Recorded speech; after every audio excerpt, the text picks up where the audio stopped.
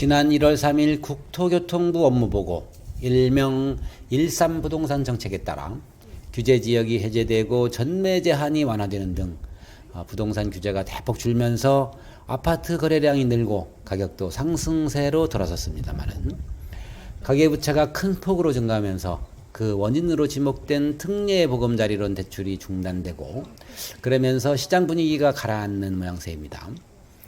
올 한 해를 마감하는 마지막 12월에는 아파트 시장 분위기가 어떠했는지 그리고 내년도 전망은 어떠한지 통계가 알려주는 세종시 아파트 전망 지금 시작하겠습니다.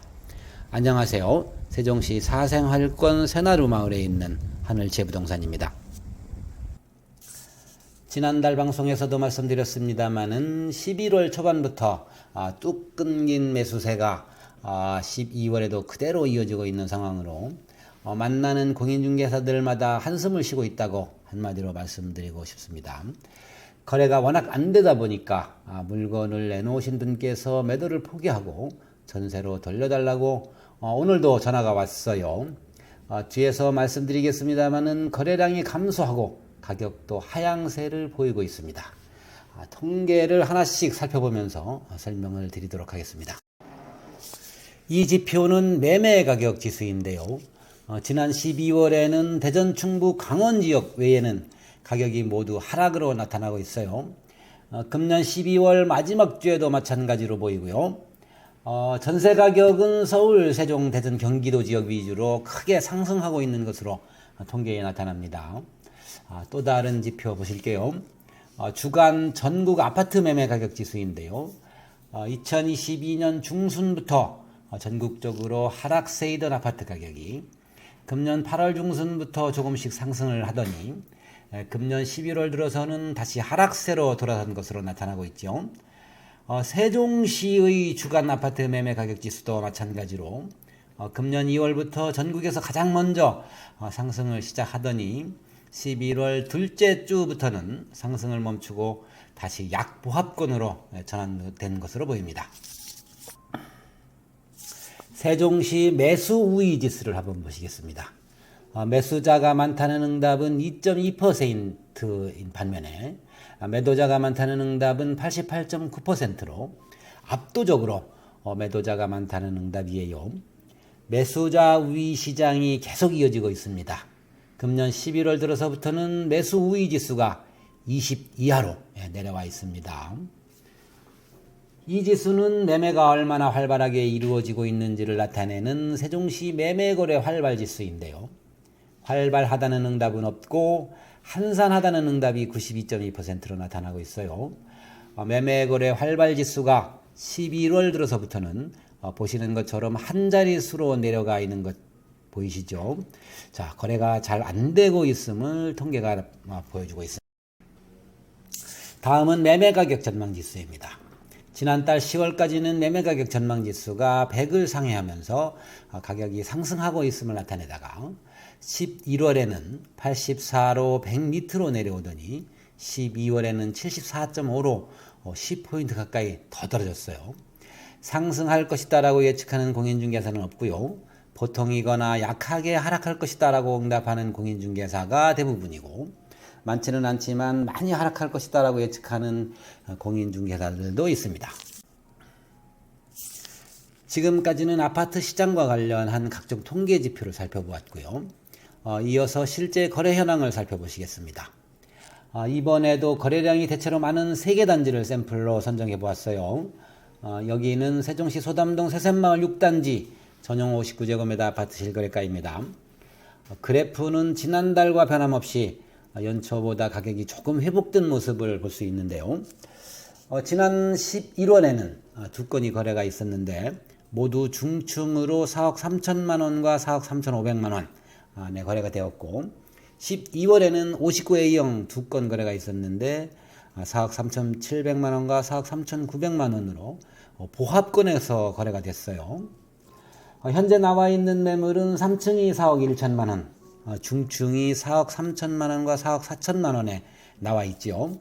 실거래 가격보다도 조금 낮은 금액의 매물이 나와 있습니다. 하락세로 보여지고요. 이 그래프는 호려울 마을 1단지 59제곱미터입니다. 10월 실거래 가격 분포 그래프가 위아래로 넓게 퍼져 있어서 횡보하는 모습처럼 보였는데, 거래가 많지는 않지만 다행히도 지난 11월과 12월 실거래가는 5억 2,600만 원과 5억 2천만 원으로 안정된 가격에 거래가 되고 있네요. 매물은 8층이 5억 원, 또 10층도 5억 1천만 원에 나와 있는 것으로 보아 가격이 더 떨어질 것으로 보이지요. 이 그래프는 거래량이 많은 가제마을 5단지 발사형입니다.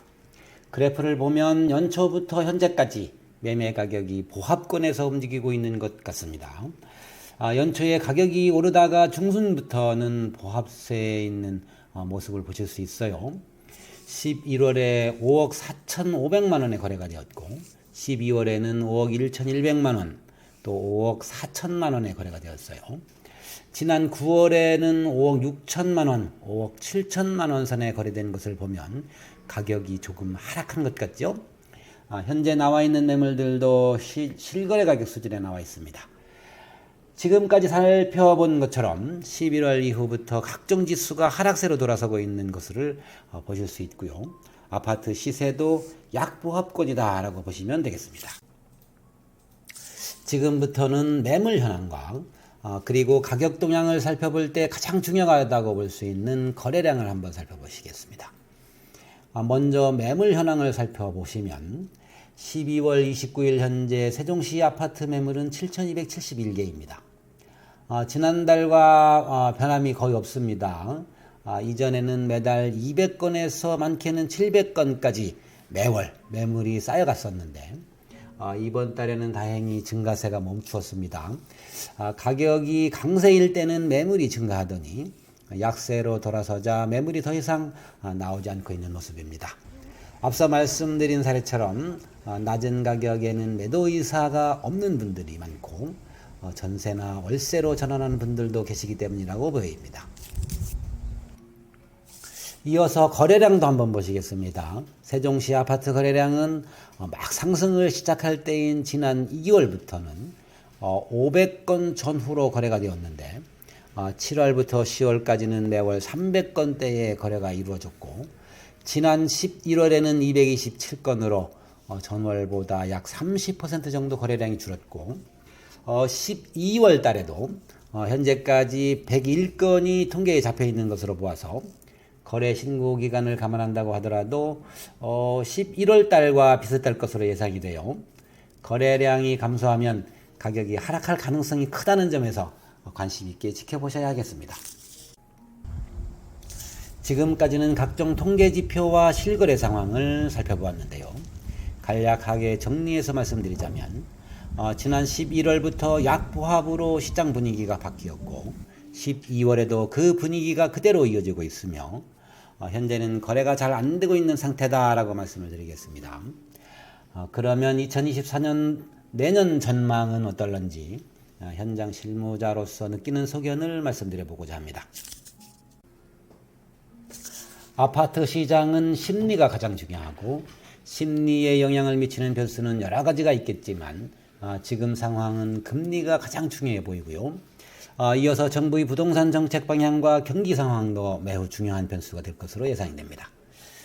금리를 먼저 말씀드리자면, 미국이 내년에 약 3번 정도 금리를 인하할 것이다 라는 예측이 나오고 있는데, 우리나라는 미국보다도 기준금리가 2%나 많이 낮은 상태이고, 금리 인하 논의가 있었다는 미국 파월 의장의 발언에 대해 이창용 하는 총재는 미국 금리 인하 시기를 본격적으로 시사한 건 아닐 수 있다고 말하면서, 금리 인하 기대가 큰데 금리 인하는 시기상조다. 내년 연말로 갈수록 물가 상승률이 목표치인 2%에 가까워질 것이다 라고 전망을 내놓았어요. 내년 말은 돼야 금리 인하 시기가 도래할 것이다 라는 말로 보입니다. 정부의 부동산 정책에 대하여 말씀드리겠습니다. 내년 4월에는 총선이 있습니다. 선거를 앞두고 부동산 부양 정책을 내놓을 것으로 기대하시는 분들이 있는 것 같아요.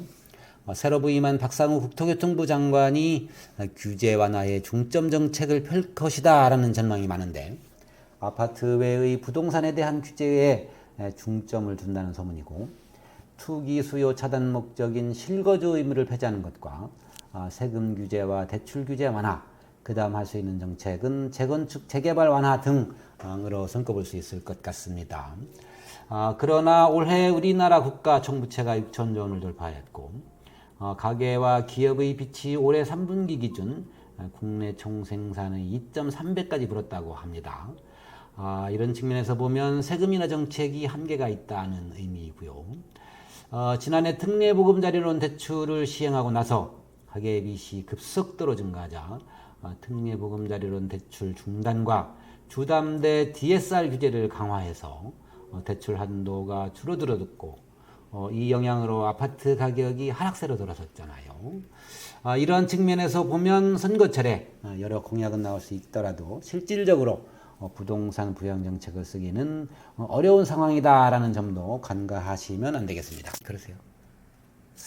그렇다고 부정적인 측면만 있는 것도 아니에요.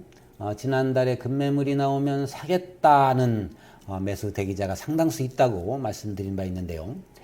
급매물이라고 판단되는 매물이 나오면 거래가 이루어지고 있고 하락장을 이용해서 갈아타기를 하시는 분들도 꽤 있습니다.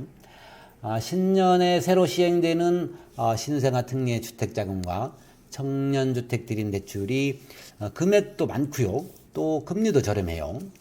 주택 수요자층이 가장 많은 MZ세대, 젊은 층의 수요를 자극할 수 있다는 점과 그리고 전세 가격이 계속 오르고 있다는 점, 또 높은 자재값과 인건비로 인해 분양 가격이 매매 가격에 육박하고 있는 상황이고 아파트 공급이 워낙 많이 위축되어 있는 상황이기 때문에 공급 부족 현상이 나타날 수 있어서 아파트 가격이 하락한다고 하더라도 한계가 있을 것이다 라는 생각입니다. 거듭 말씀드립니다마는 2024년 하반기는 되어야 시장 분위기가 다시 살아날 것이다 라는 전망이 많은 만큼 당분간은 변동성이 그리 크지 않을 것으로 예측되기 때문에 아파트를 매도하려는 분이나 매수하려는 분 모두 성급하게 서두르지 마시고 금리 동향과 시장 분위기를 계속 지켜보시다가 나에게 맞는 조건이나 상황이 되면 거래를 하시라고 말씀을 드리면서 이만 마치겠습니다. 감사합니다.